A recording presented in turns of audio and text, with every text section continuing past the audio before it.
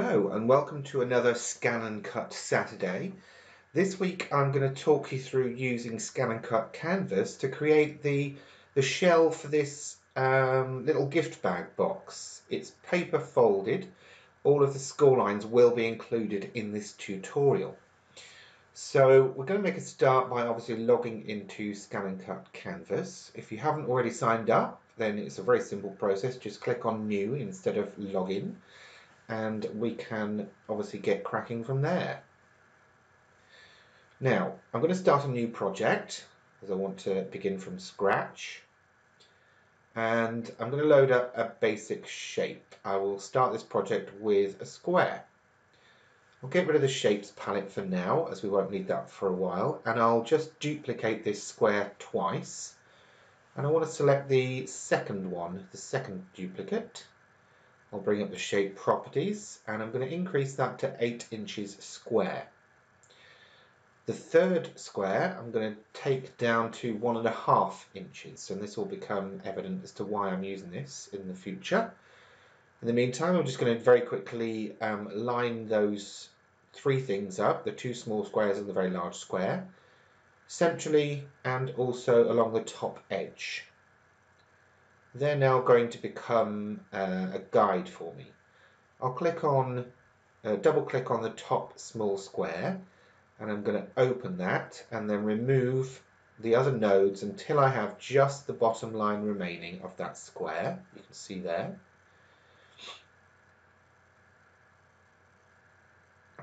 Now I'm going to change the properties of that to be a dashed line, and that will now be a score line. I also want to change that to just under 8 inches, so I'm typing in 7.8 here. This is the first of the score lines that we're creating. I'm selecting everything and then again aligning it so that it all sort of fits along the middle bit vertically.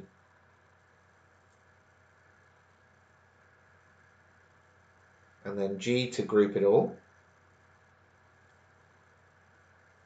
Sorry, not G to group it all. Deselect and then select the small square, and we're going to zoom right in on that. Again, double click to enter the path editing tools, click open, and then delete some of the nodes until you have just the vertical edge remaining. In my properties box, I'm going to rotate it by 45 degrees and also convert it to a score line or a dashed line.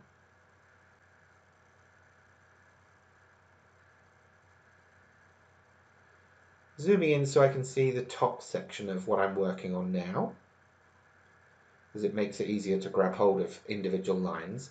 And I'm positioning that roughly so that the bottom of the dashed line lines up with the intersection between the little square and your first dashed line. Zooming in a bit closer helps me make sure that I'm in the right place and doing the right thing. And even closer allows me total fine control. There's obviously various different ways of zooming, so do check through my videos in the past to see how to do that if you're not quite sure. And I'm just stretching this line so that it kind of just touches the two edges where it meets. Duplicating that line again, and then I'm flipping it along the vertical center, and I'm going to move that across. Sometimes it can be hard to individually select, as I mentioned, so do make sure you use your zoom tools quite often, but clicking and dragging just to move that over, and then zooming right in so that I can get it right up to that corner.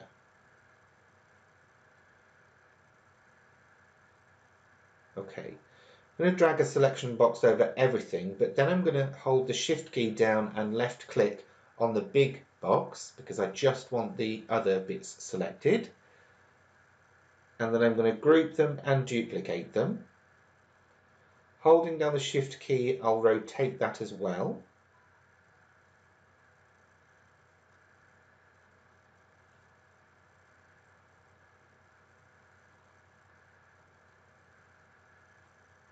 and then I'm actually grouping the top part with the bottom part so that when I do this alignment, it won't move the top section. It will just move that bottom section as you saw. Okay, we're getting there. So I'm now actually going through and ungrouping everything so that I can get back into editing individual elements.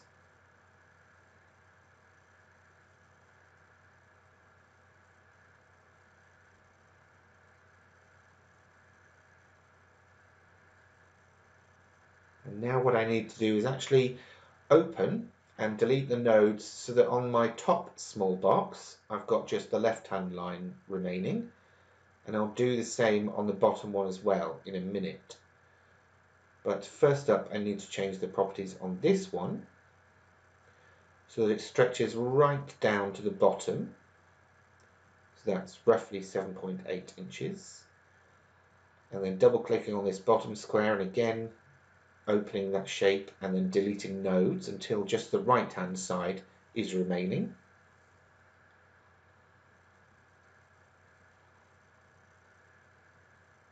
Stretching that one all the way up.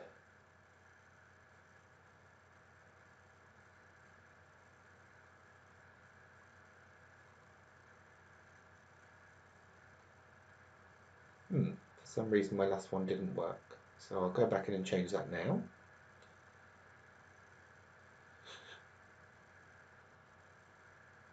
Now I've selected both of those two score lines and I'm just aligning them horizontally, horizontally.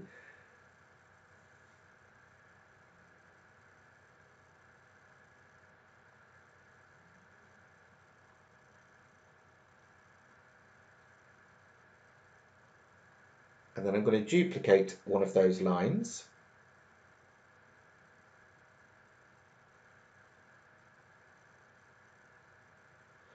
And move it across so that it's roughly quarter of an inch from the top, maybe half an inch. In fact, actually, to help me, I'll create an inch box from that leftover shape that I have, position that roughly over the edge, and then I can see that actually that line is now exactly 1 inch from the edge.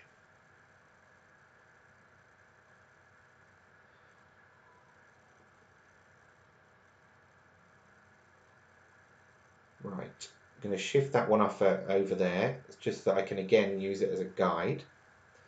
Zoom back in so I can select this line and then duplicate it.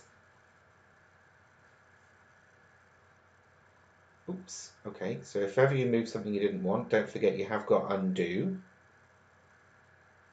And don't forget zoom in so you can get a better look. There we go. So I'm actually going to drag this while I'm in zoomed mode because then I will find it easier to get hold of it. And I'll just keep moving across, clicking and dragging, moving across. If I take it out of there for now actually, and then I can move this little box over and then move that line back in. I can get rid of that box now because I don't need it anymore. And there I have everything completed in the actual little box. That's our entire box done. What I am going to do though is select the two horizontal lines and just make sure they're almost to the edge. This is just a little bit of fine tuning now that we've got the major construction work done.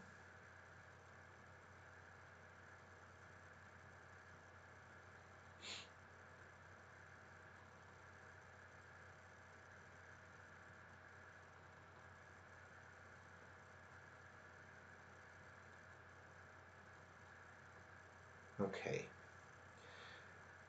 Now I'm actually going to increase the size of this overall shape to be 12 inches across.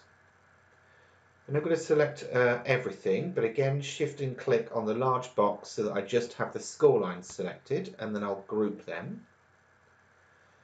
And then I can actually align them right in the center. If I ungroup all of that now and zoom back in, what I can do is actually move those external score lines out a bit.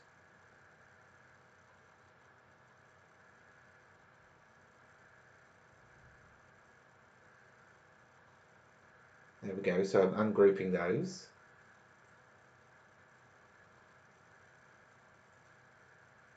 And then I'm going to stretch the two horizontal ones.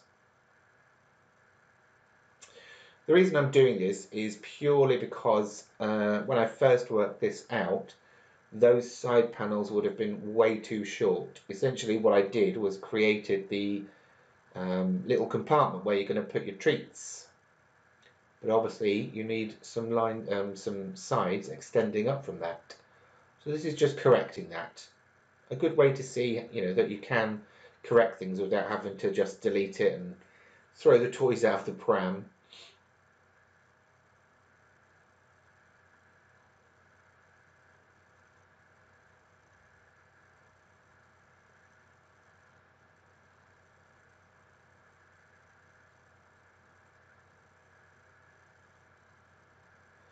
Now I'm just moving that big square out of the way for a moment.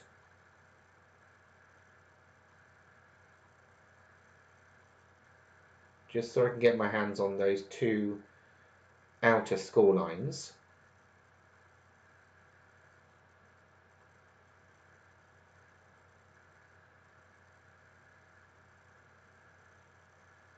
Making sure they're aligned, then grouping them, and I'm bringing that main piece back.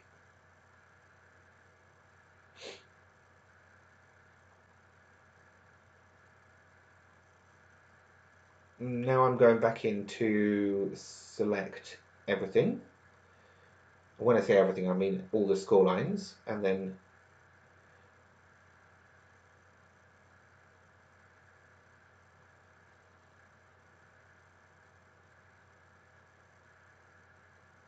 I'm going to align everything back up together after grouping the score lines. And then I'll group everything together so that I can resize it all together as well. And that now, believe it or not, is our file ready to go.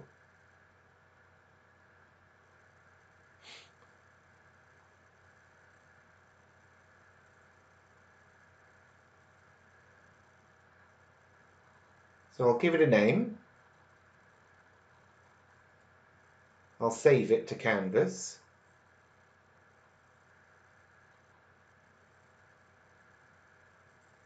And now it's time to download.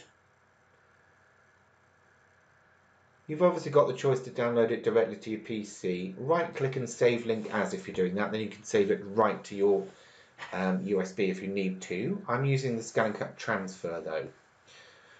So to get that onto my machine, I now power up, click OK when that comes on, and then I'm just waiting for my Scan and Cut to connect to the Wi-Fi, so you can see there it's connecting. And I'll go into pattern and then on the transfer button, and that will now bring up my design from the cloud onto my screen ready to cut. Click OK, select cut, and that's going to take approximately 2 minutes to cut. So I'm going to load some cardstock onto my cutting mat. Now this is getting slightly less tacky, so I'm going to use a brayer just to roll down and make sure that it's stuck firmly all over that sticky mat. Open up the machine, feed the mat in under the rollers and load the mat.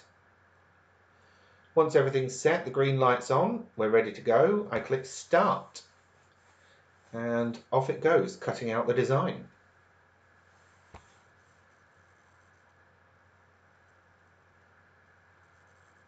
And here we go, just coming towards the end.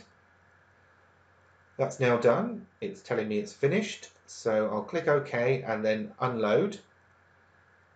And it's time to take that off the mat and get crafting with it.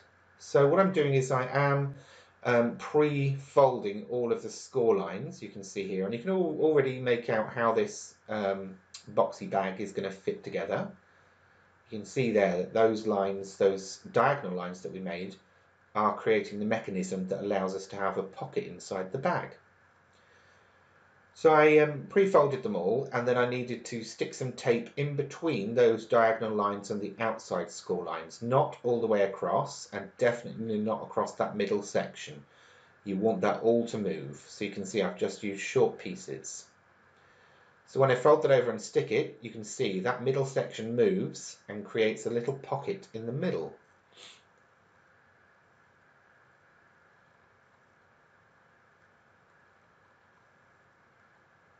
And the same for the other side.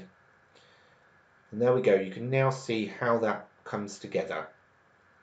And the outside score lines almost form like little handles where where you can apply something at the top like ribbon or whatever you fancy to make a closure. You could even add little cut holes to thread your ribbon or string through. It's entirely up to you.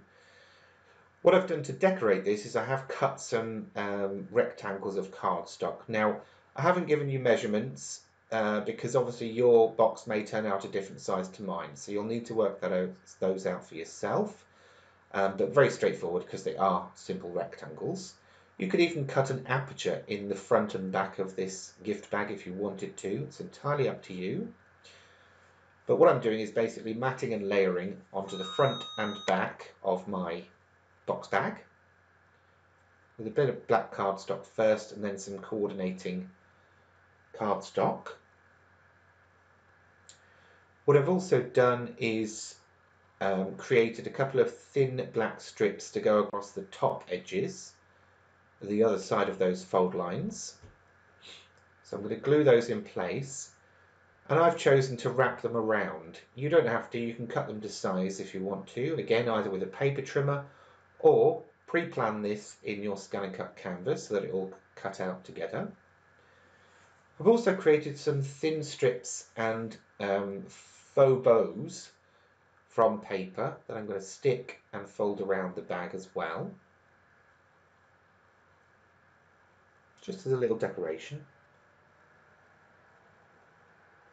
And I will again fold mine around. Again, you don't have to, it's entirely up to you, it's your project.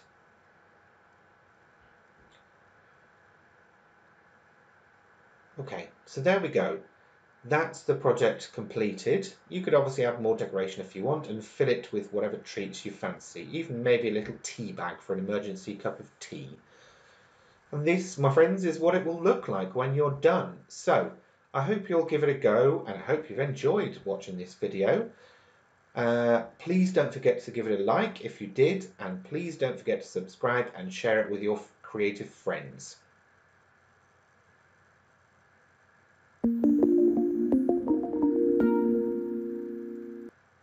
There are other videos featuring the Brother Scan and Cut on this channel. Please do feel free to check them out. And of course, check out all of the episodes of Gentleman Crafter TV.